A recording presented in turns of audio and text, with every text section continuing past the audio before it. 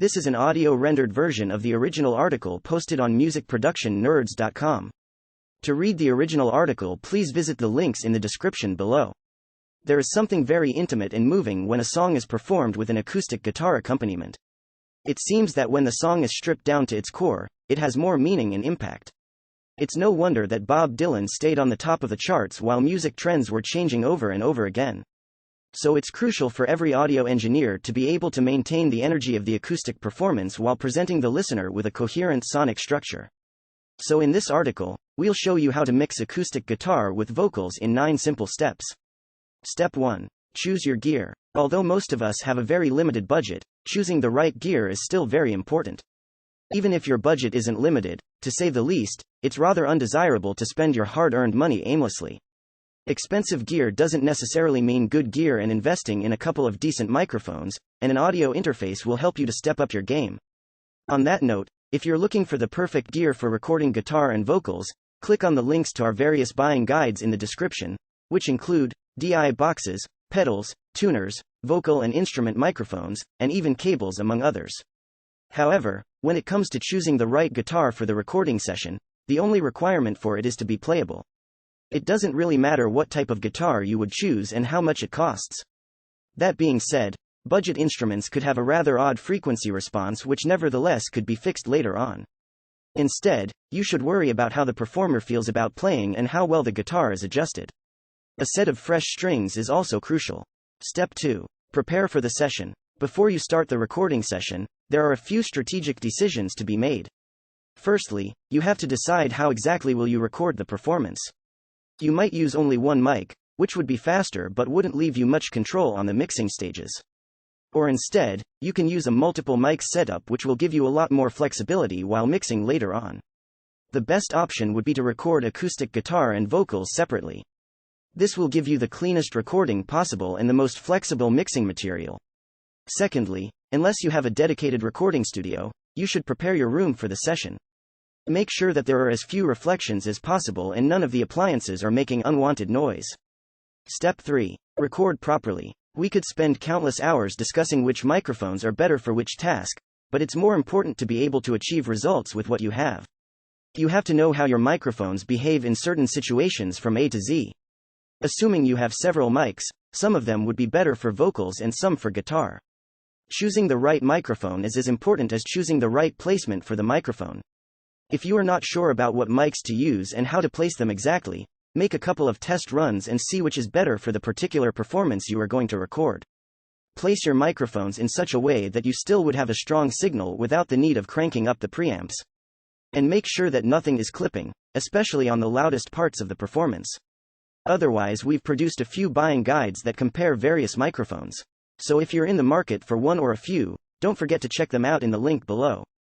Step 4. Edit. After the recording is done and we start mixing, you may consider making a few edits here and there.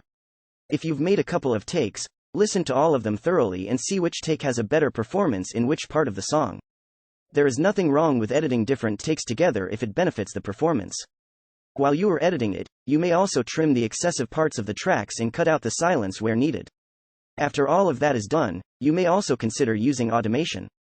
Although this step is completely unnecessary in some cases, if used properly, it might help you to have more consistent levels throughout the whole track without any compression applied. Step 5. Balance the mix. If you've used only one microphone to record the performance, you don't have any other choice but to skip this step. But if you've used a separate microphone for each part and maybe even used a room mic, it's rather a good idea to find a certain level for each track that would make the performance feel more coherent and, if you will, balanced. Unfortunately, in terms of mixing acoustic guitar with vocals, there are no guidelines on how to balance tracks. So you would have to use your own taste and common sense.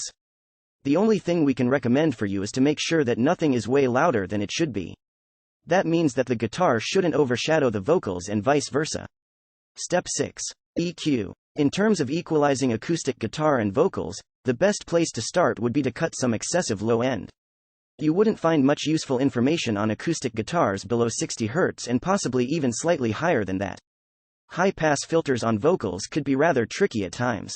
Male vocals could be hurt by an aggressive low cut, but female vocals, more often than not, should be cut higher than male vocals. The best thing to do is to place your cut somewhere around 70 Hz and move it to the right until you hear that vocal sounds too thin. Then move the cut back a little. Then it comes down to cutting some offensive frequencies. As a general rule, acoustic guitars sound too boomy somewhere around 200 to 350 Hz. If you are using a cheap guitar, you may consider cutting frequencies between 500 to 700 Hz, which would make your guitar sound much cleaner. You can find some unwanted string buzzing somewhere around 5 kHz. After you're finished with an acoustic guitar, you may trim your vocals a bit if you find it necessary. Usually, vocals sound rather boomy around 200 to 400 Hz, and also, you may find that vocals sound a bit boxy somewhere around 2 kHz. You also may find that a high shelf boost somewhere around 5 to 7 kHz could add some presence to your vocals. Step 7. Compression. When it comes to compression, our goal here is to achieve more consistent levels throughout the track without squashing the performance to bits.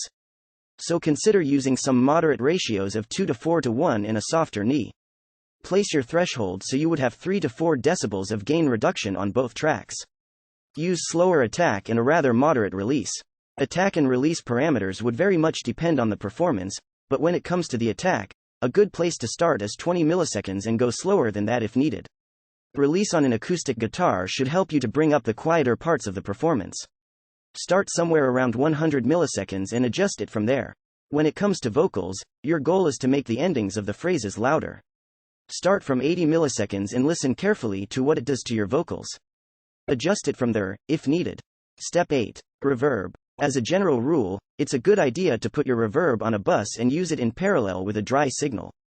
Which type of reverb to use and how to use it is strictly up to you. But make sure it doesn't sound too excessive. You may actually consider using 2 reverbs, one with shorter reflections and one with longer. If you've ever wondered how the sound of Jeff Buckley's Hallelujah was achieved, this is exactly how it was done. Step 9. Rest and revise later. When you're working on something, it's always good to step aside and let it lay for a bit. While mixing, even experienced audio engineers could lose their focus and perspective on what they are doing.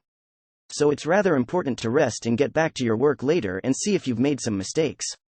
Even if no mistakes were made, maybe in time, you will get a different idea on something or maybe even change your approach entirely.